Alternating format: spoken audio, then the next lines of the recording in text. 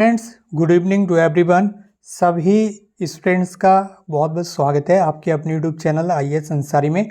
और आज से आपकी सेकेंड सेमेस्टर की जो विज्ञान विषय की क्लास हैं वो स्टार्ट हो रही हैं। और ये आपका तीसरा पेपर होता है। टोटल 25 नंबरों का ये पेपर होता है। ठीक है, इसमें 5 आपको ऑब्जेक्टिव क्वेश्चन मिलते हैं और उसके बाद 6 आपको लघु उत्तरीय, ठीक है, अति लघु उत्तरीय, और उसके बाद 7 क्वेश्चन आपके होते हैं लघु उत्तरीय। ठीक है, तो इस तरह से आपकी ये प्रश्नों की संख्या रहती है। इसमें 5 सबसे पहले ऑब्जेक्टिव होते हैं। तो हम ऑब्जेक्टिव क्वेश्चन से आपके जो क्लास हैं वो स्टार्ट करेंगे। उसके बाद आपके अति लघु उत्तरीय प्रश्नों पर आएंगे। उसके बाद लघु उत्तरीय प्रश्नों पर आपको यहाँ के लेकर चलेंगे।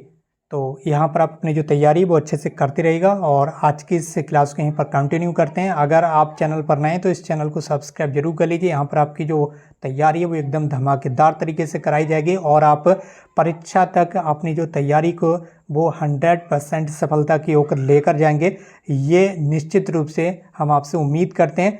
तो चलिए दोस्तों, ज़्यादा टाइम न वेस्ट करते हुए आज की इस क्लास को स्टार्ट करते हैं। और ये विज्ञान विषय की आपकी पहली क्लास होने वाली है। ठीक है, और इसमें सबसे पहले हम यहाँ पर ऑब्जेक्टिव क्वेश्चंस को देखेंगे। तो इसमें सबसे पहला क्वेश्चन आपके सामने, कंपोस्ट खाद जो है वो किस तरह से बनाई जाती है ये आपको बताना है। ठीक है, जो कंपोस्ट खाद बनाई जाती है जो कि खेतों में यूज़ किया जाता है, इसका ये गोबर से बनाई जाती है, कूड़ा कचरे से बनाई जाती है, या इन दोनों को मिलाकर बनाई जाती है। तीसरा ऑप्शन यही कह रहा है। चौथा ऑप्शन आपका इनमें से कोई नहीं। तो ये आपको बताना है। तो इस सवाल का आपका जो राइट आंसर होगा वो होगा ऑप्शन सा। ठीक है, कंपोस्ट खाद बनाने के लिए गोबर का भी यूज़ किया जाता है और जो कूड़ा कचरा घरों से निकलता है उसका भी यूज किया जाता है। तो दोनों को मिलाकर आपकी जो कंपोस्ट खाद है वो बनाई जाती है। तो ऑप्शन आपका कौन सा सही होगा? राइट आंसर आपका हो जाएगा ऑप्शन सा। ठीक है, ऑप्शन सा आपका राइट होगा। आ और बा दोनों आंसर आपके करेक्ट हैं।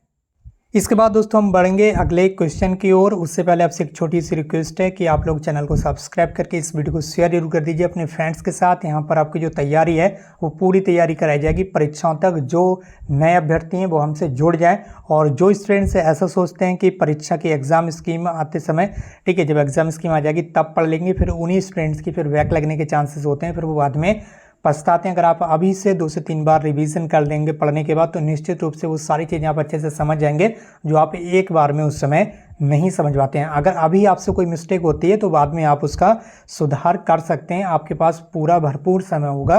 लेकिन परीक्षाओं के समय जब आप पढ़ने बैठेंगे उस समय कुछ गलती होती है तो उस समय आप फिर आपके पास उसे सुधारने का मौका ज़्यादा नहीं होता है। ठीक है, तो हम बढ़ेंगे अपने अगले क्वेश्चन की ओर। आप लोग आंसर भी कीजिए। यहाँ पर नाइट्रोजन उर्वरक से पौधे बढ़ते हैं। जो नाइट्रोजन उर्वरक पौधों में लगाई जाती है या खेतों में यूज़ की जाती है, उससे पौधों में क्या रिजल्ट देखने के लिए मिलते हैं? पौधों की अति शीघ्र वृद्धि होती है, यानी कि बहुत तेज़ी से पौधे बढ़ते हैं, या धीमी गति से पौधे बढ़ते हैं, या बढ़ते ही नहीं है, या इनमें से कोई भी नहीं। ठीक है, तो जो नाइट्रोजन उर्वरक होते हैं, नाइट्रोजन युक्त जो उर्वरक होते हैं, जब उनका पौधों में यूज़ किया जाता है या फसलों में यूज़ किया जाता है तो जो पौधे हैं वो अति शीघ्र गति से बढ़ते हैं। ठीक है, अति शीघ्र गति से वो पौधे बढ़ते हैं, यानी कि बड़े होते हैं। तो इस सवाल का राइट आंसर हो जाएगा ऑप्शन आ। ठीक है, अति शीघ्र गति से जो पौधे हैं वो बढ़ने लगते हैं नाइट्रोजन उर्वरकों के प्रयोग से। ठीक, इसके बाद अगला सवाल आपके सामने स्क्रीन पर है 3 नंबर का। कीटनाशक दवाओं के प्रयोग से क्या होता है? कीटनाशक दवाओं के प्रयोग से किस चीज़ की वृद्धि होती है, यहाँ पर पूछा जा रहा है। ठीक है, रोगाणुओं प्रतिरोध में, जो रोगाणु होते हैं वो प्रतिरोध होता है उनका, यानी कि वो यहाँ पर इनएक्टिव होते हैं। कीड़े मकोड़ों में, ठीक है, कीड़े मकोड़े बढ़ जाते हैं, या झल्लियों में, या इनमें से कोई नहीं। ठीक है, तो इस सवाल का राइट आंसर होगा रोगाणु प्रतिरोध में। ठीक है, प्रतिरोध कर हो जाता है रोगाणुओं का, रोगाणु खत्म हो जाते हैं। ठीक है, तो इस चीज़ में इसमें वृद्धि होती है। तो इस सवाल का राइट आंसर हो जाएगा आपका ऑप्शन आ। इसके बाद आपका अगला सवाल है, खरीफ की फसल है। खरीफ की फसल आपसे पूछा जा रहा है, आपको पता ही होगा। रबी की फसल होती हैं, ठीक है, उसके बाद खरीफ की फसल होती हैं, और उसके बाद जायद की फसलें होती हैं। फसलों को 3 तरह से डिवाइड किया जाता है। तो यहाँ पर आपसे जो पूछा जा रहा है वो पूछा जा रहा है खरीफ की फसल। तो आपकी जो खरीफ की फसल होती है वो होती है धान। ठीक है, जो कि इस समय खेतों में लगे हुए हैं, आपने देखे ही होंगे। बाकी गेहूँ, चना, मटर कैसा होता है, ये आपका रबी की फसलों के अंतर्गत आता है। ठीक है, गेहूँ, चना, मटर। तो इस सवाल का राइट आंसर आपको पता चल ही गया होगा। जो खरीफ की फसल है वो आपकी धान की, ठीक है, धान जो होता है वो खरीफ की फसल के अंतर्गत आता है। गेहूं, चना, मटर ये तीनों आपके रबी की फसल के अंतर्गत आते हैं। आगे जैसे ही लघु उत्तरीय क्वेश्चन जब आपको पढ़ाए जाएंगे तो वहाँ पर डिटेल में ये सारी चीज़ें आपको समझाई जाएंगी। जो अभी शॉर्ट में चीज़ें बताई जा रही हैं सारी चीज़ें आगे आपको डिटेल्स में भी समझाई जाएंगी, तो आप लोग चिंता ना करें, ठीक है। अभी आपके शॉर्ट आंसर टाइप क्वेश्चन चल रहे हैं तो उसी तरह से आपको समझाया जा रहा है। बाकी डिटेल में भी सारी चीज़ें जो है वो आगे समझाई जाएंगी, ठीक।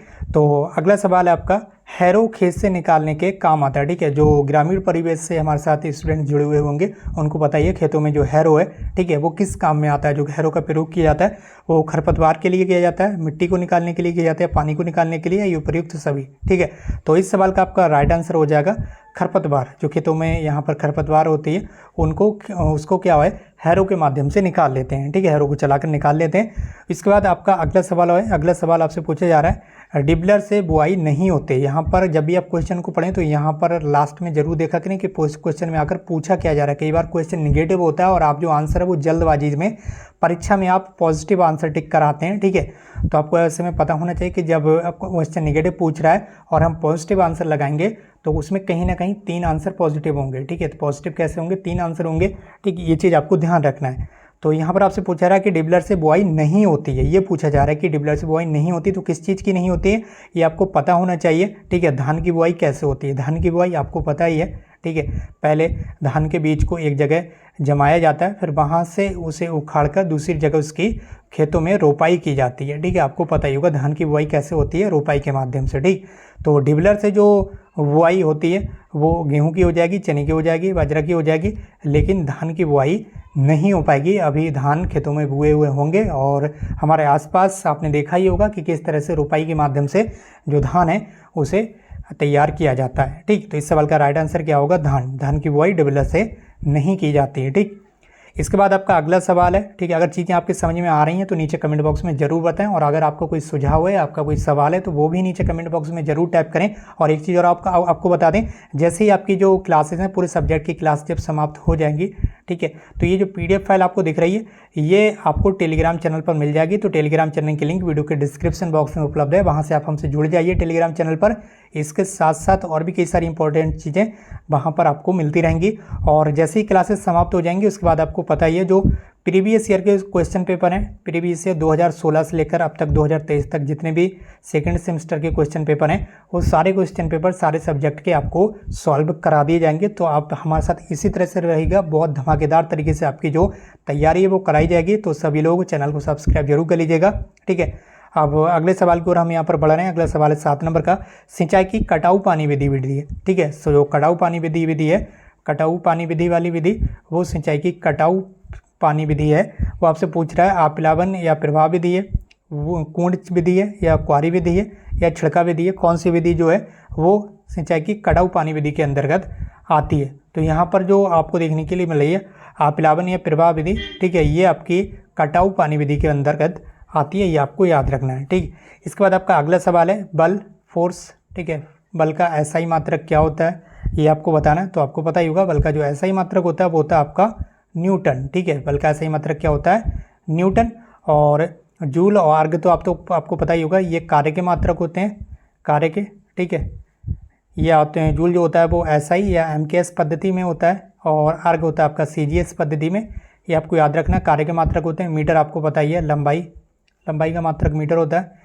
उसके बाद आपका अगला सवाल है 9 नंबर का, MKS पद्धति में कार्य का मात्रक बताइए। तो MKS पद्धति में कार्य का जो मात्रक होता है, ठीक है, वो जूल ही होता है। MKS या SI एक ही पद्धति होती है, आपको ध्यान रखना है। MKS या SI एक ही पद्धति होती है जिसके ऊपर मैंने बताया, ठीक है। तो MKS या SI पद्धति में कार्य का जो आपका मात्रक होता है वो जूल होता है। और अगर आपसे CGS प्रणाली में पूछा है, CGS में, तो अर्ग ही होता है। ये कार्य का मात्रक क्या होता है, अर्ग, ठीक, ये आपको याद रखना है, ठीक।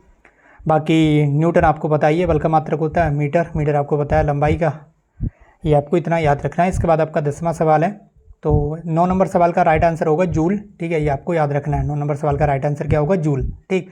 जो यहाँ पर स्टूडेंट्स PCB ग्रुप से बिलोंग करते होंगे या PCM यानी कि साइंस स्ट्रीम से बिलोंग करते होंगे, जो 12th में साइंस स्ट्रीम होगी जिन स्टूडेंट्स के पास, उनको साइंस से ज़्यादा अच्छे से समझ में आएगी, ये यहाँ पर मेरी गारंटी है, ठीक है।